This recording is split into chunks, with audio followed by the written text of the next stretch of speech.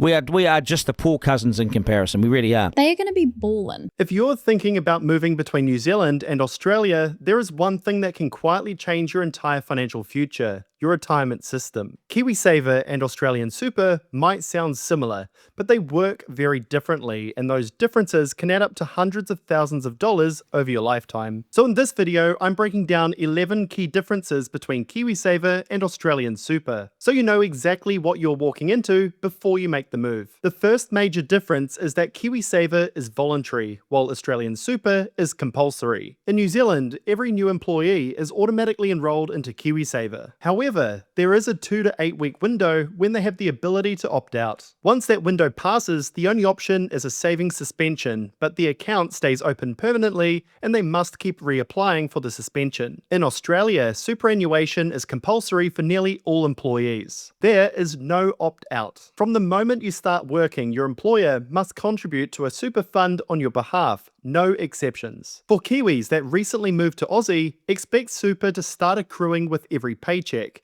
even if you never join KiwiSaver back home. For those moving to New Zealand, KiwiSaver participation is optional. Just ensure you take note of the auto-enroll and opt-out mechanics so you don't get caught out if you don't wish to join the scheme. The second major difference is the employer contribution minimum rates. These vary widely between the two countries. In New Zealand, as of this month, employers must contribute at least 3.5% of your gross earnings on top of your regular pay. From April 2028, this will increase again to 4%. In Australia, employers are legally required to contribute 12% of your salary into your super fund, also known as the superannuation guarantee amount. Both of these amounts are minimums, with some employers paying even more than this, so it pays to check your employment contract. If you're a Kiwi moving to Australia, one thing that catches people off guard is how salaries are presented. In New Zealand, KiwiSaver is usually shown separately, so it feels like an extra on top of your pay. In Australia, super is different. It's generally baked into your total compensation, and many job offers are quoted as a combined figure, including super. So when comparing roles, you need to break this out properly to understand what you're actually earning. But more importantly, this highlights a bigger difference. In Australia, super isn't seen as a bonus, it's part of your pay. In New Zealand, KiwiSaver still feels optional. And when you look at the numbers, around 3.5% in New Zealand versus 12% in Australia,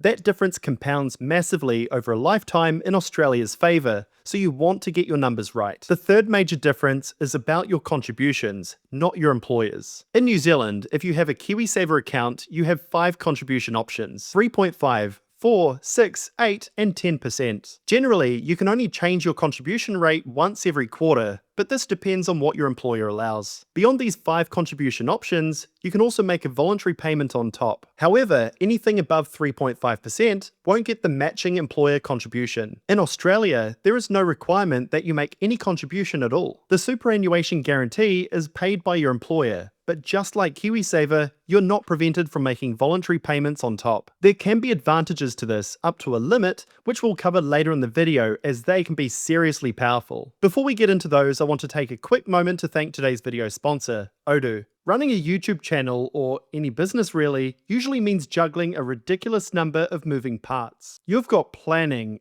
admin, emails, invoices, content calendars, customer conversations, maybe even a website or sales process on top of that. And the annoying part is, when all those tools live in different places, you end up wasting time just trying to keep everything connected. And this is where Odoo comes in. Odoo is an all-in-one business platform with over 70 apps covering things like project management, accounting, CRM, invoicing, sales, inventory, and so much more. So instead of managing your business across a bunch of separate tools that barely talk to each other, you can run everything from a single place and a single store of data. What I like is that it's built to be simple and intuitive, but still powerful. The apps integrate with each other, which means less double handling, less chasing information across different platforms, and a much clearer view of what's actually going on in the business. So whether you're managing projects, following up leads, sending invoices, or just trying to get more organized, Odoo helps bring all of that under a single roof. Starting from just 34.4 AUD per user per month, Odoo gives you access to all of its apps under the single plan. So if you want to give your business a proper system, check out Odoo at the link in the video description. Moving along, the fourth major difference is Australia's powerful salary sacrifice system. Workers can voluntarily redirect pre-tax salary into super. This reduces their taxable income, and as we'll discuss shortly, is incredibly tax efficient as well at just 15%. So while personal tax rates can climb to 45%, many Australians strategically redirect income into super and pay much less tax. The catch is that your concessional contributions cannot exceed $30,000 per year. But if your super balance is less than $500,000, you can carry forward your unused cap from the past 5 years to go beyond the $30,000 limit. In New Zealand, unfortunately, we don't have the same advantages here. Which brings us perfectly to the fifth major difference, and that's taxes. This can have an enormous impact on your investment returns, especially over a lifetime with compounding. If you're a frequent watcher of my videos, you know that I'm not fond of the way KiwiSaver is taxed. There are 3 taxes you'll incur when you invest into KiwiSaver. First, if your fund generates a return,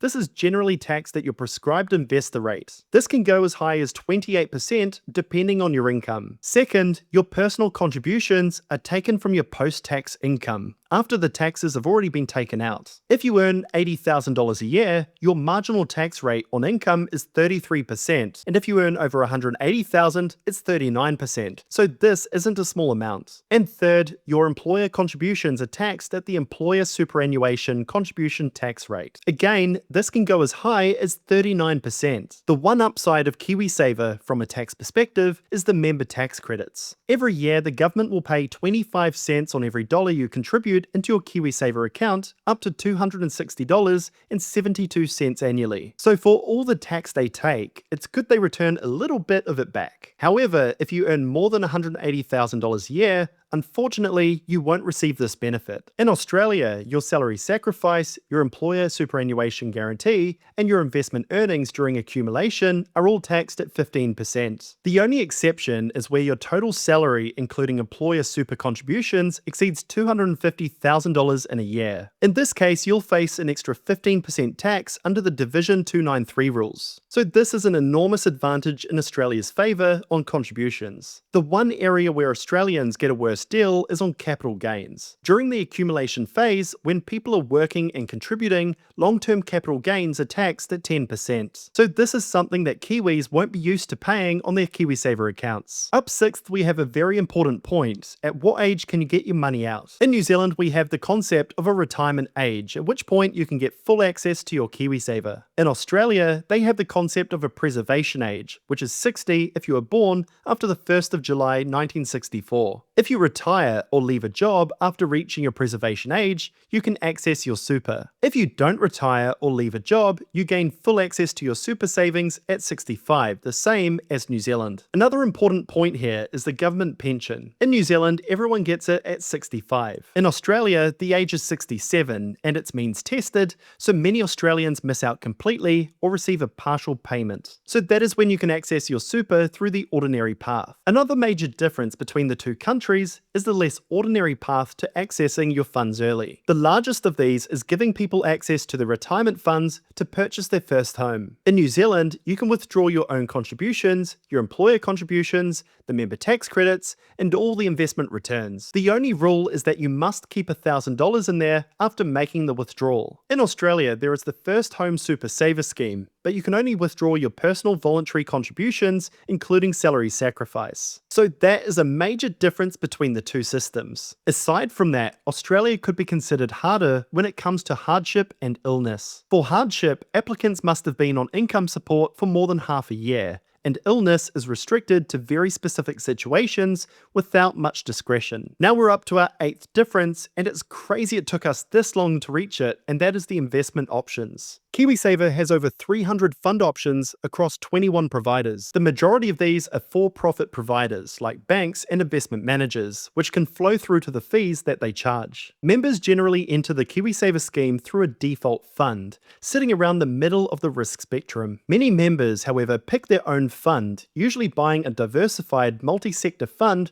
that follows a certain risk profile from cash and conservative to growth and aggressive. Some providers also offer single asset funds, like 100% stocks, 100% bonds, cash, that kind of thing, and others give members access to individual stocks. Of course, there are controls around this, so KiwiSaver doesn't turn into a glorified trading account. In Australia, their default funds are called MySuper, and they're government-regulated funds designed to be simple, diversified, and low cost, without the unnecessary features and fees. They are similar to KiwiSaver's default funds, but with a lot more oversight to ensure they're not underperforming. Like KiwiSaver, investors can opt out of the default and choose other options at different risk levels and across single and multi-asset funds. While KiwiSaver funds are predominantly run by for-profit providers, like banks, Australia has a system where many funds are run for members, not shareholders. Industry funds are generally non-profit and built for members, whereas retail funds are generally run by banks, which are for-profit. Now, while we're on the topic of funds, it's important to talk about public accountability. Every year, the Australian government assesses super funds to ensure they perform, charge fair fees, and deliver value. In the first year of failing this test, the fund is publicly named and shamed, and members are notified directly. If it happens again, the fund is actually banned from taking new members. This is absolutely fantastic, and it keeps the fund providers accountable. New Zealand doesn't have this, and it should.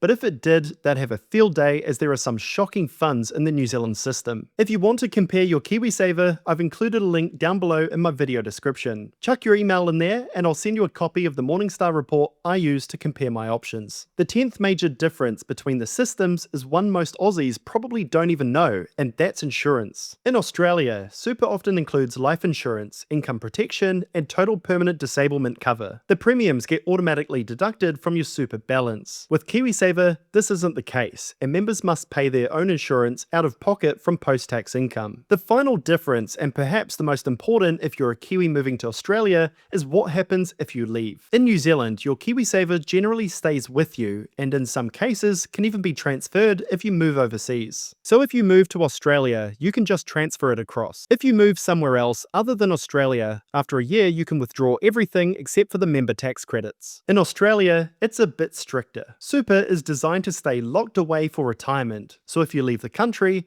you generally can't just withdraw it. The main exception is if you're on a temporary visa and permanently leave Australia, in which case you may be able to withdraw your super under specific rules. But if you're a permanent resident or citizen, your super typically stays invested in Australia until you reach preservation age. So while Australia's system is more powerful in many ways, it's also less flexible if your long-term plans change. So which system do you prefer? Let me know down below in the comments. If you enjoyed this video, please make sure to give it a thumbs up, hit the bell, and don't forget to subscribe. I've made over 250 videos helping Kiwis and Aussies build their wealth. There are a lot of exciting video topics coming up, so make sure to subscribe so you don't miss a future upload. And if you're wanting to give Odo a try, use my link down below in the video description. If you want to learn more about the funds offered under KiwiSaver and Australian Super, make sure to watch these videos next. Thanks for watching, and I look forward to catching you on the next one. Cheers.